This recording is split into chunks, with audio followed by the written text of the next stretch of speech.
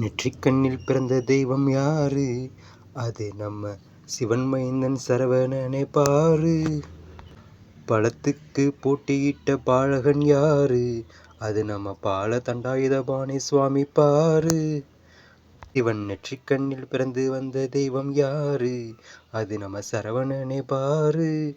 உலகை காக்கும் கடலரசன் யாரு?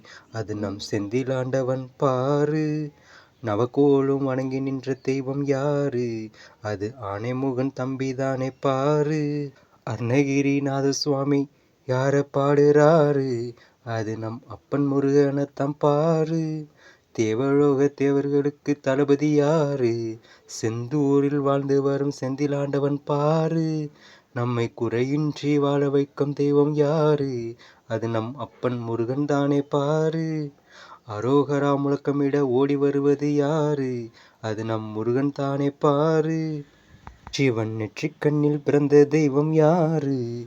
அது நம்மை எந்நோய்க்கும் காக்கும் சரவணனே பாரு.